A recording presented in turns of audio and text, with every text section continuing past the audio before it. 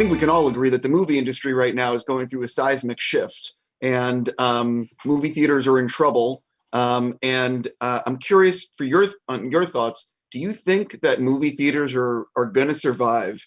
And if so, are they just going to be event pictures? All right. Where do you live, Steve? I'm just curious. Los Angeles, where movie theaters have been. Yeah. Right. Okay. Even in Los Angeles, it's a bit hard to go to the movies, isn't it? You got to drive, you got to park, you got to be there at a very certain time. I mean, I love the Arclight. There's one in Hollywood. There's one not too far away from where I live.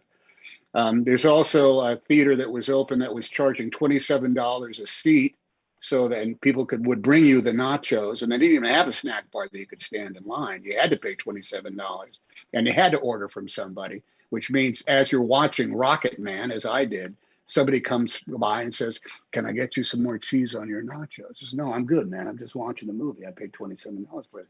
There is this reality of the viability of exhibiting movies that has been based on the desire of people to see the movie. Now, in New York City, where I am right now, I think New York is one of the easiest places to go to the movies. You can decide to go to the movies and be in the theater a half hour later. You can walk to one. You know, there's enough screens around when the movies are open, of course, that you can go off and actually have a plethora of choices, even though those choices might only be the 12 movies that are playing, nationally at any given time.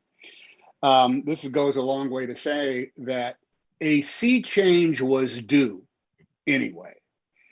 It was coming. The fact is that there is. I don't want to take up too much time on this answer, but let me tell you this story.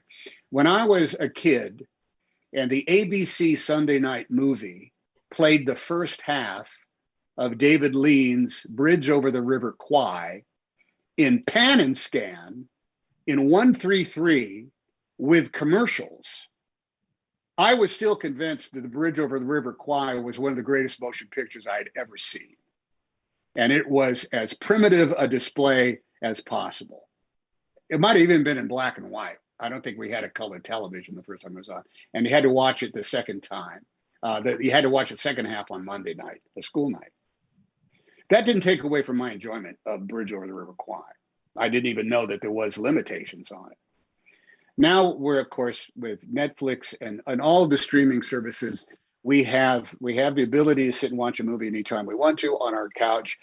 If the movie is really great and engaging, you can still come away from that experience thinking that was one of the greatest motion pictures I have ever seen.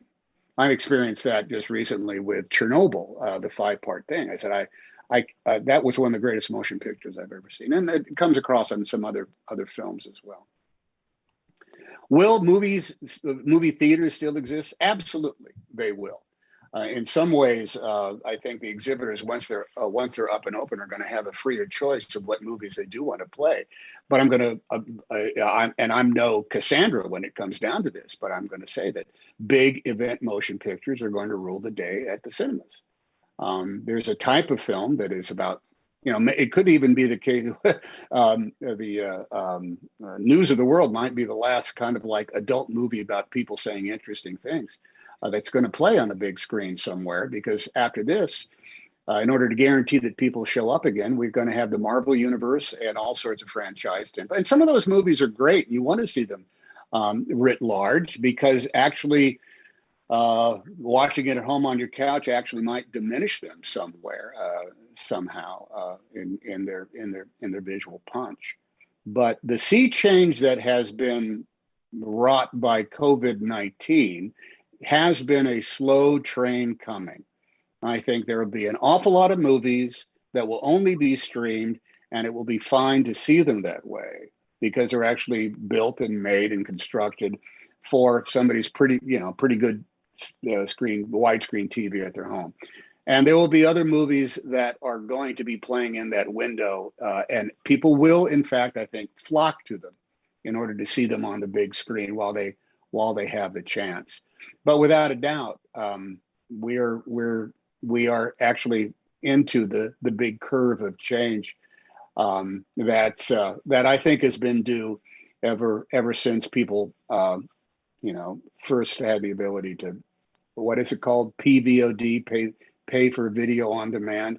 Ever since that started up, actually, you can maybe argue ever since the VHS cassette tape was first introduced in a cheap way. This has been just across the horizon.